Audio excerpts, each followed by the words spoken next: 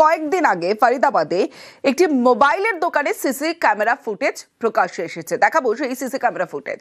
CC ফুটেজে দেখা যাচ্ছে উমর নবীকে। দেখুন, আপনাদের দেখাচ্ছি যে সিসি ক্যামেরা ফুটেজ, সেখানে আত্মঘাতী জঙ্গি উমর নবী। উমরের সঙ্গে একটি ব্যাগ ও দুটি মোবাইল আছে, ভিডিওয়ে তা স্পষ্ট। দেখুন, একটি ব্যাগ এবং দুটি মোবাইল, যেখানে মোবাইলের দোকানে উমর বসে রয়েছেন উমর নবী, ঠিক সেই জায়গার ছবি দেখাচ্ছি। 10ই নভেম্বর লালকেল্লার কাছে বিস্ফোরণে ব্যবহৃত হুন্ডাই i20 গাড়িটি চালাচ্ছিল উমর নবী। বিস্ফোরণে নিহত 13, ছিন্ন ভিন্ন হয়েছে উমরও। ডিএনএ পরীক্ষায় উমরের পরিচয় নিশ্চিত। মোবাইলের দোকানে সিসি ক্যামেরা ফুটেজে উমরের সঙ্গে দুটি মোবাইল দেখা গেলেও বিস্ফোরণ স্থল থেকে কোনো ফোনের যন্ত্রাংশ পাওয়া যায়নি।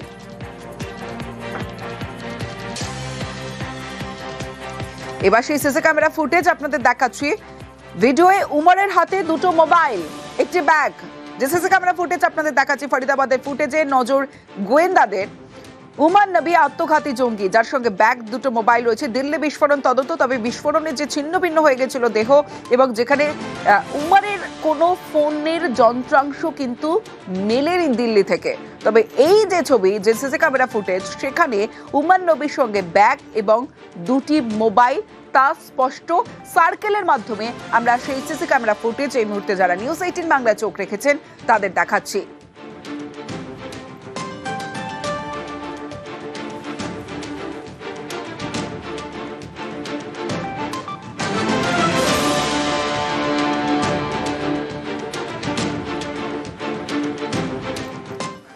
উমর নবী, তার সহযোগীকে এবার গ্রেফতার করা হয়েছে। ধৃত আত্মঘাতী জঙ্গি উমর নবীর সহযোগী। দিল্লি থেকে এনআইএর জালে আমির রশিদ আলী।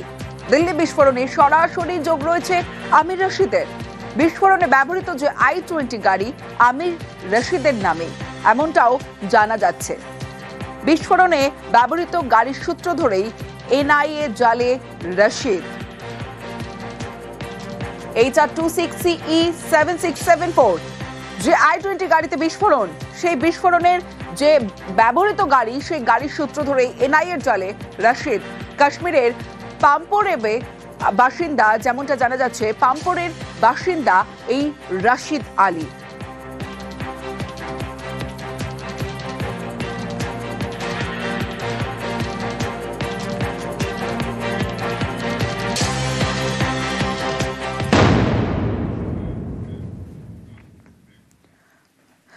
মহিলাদের দিয়ে মগজ ধোলাই, কেন এই কথা বলছি? কারণ তদন্তকারীদের স্ক্যানারে ধৃত মহিলা জঙ্গিরা।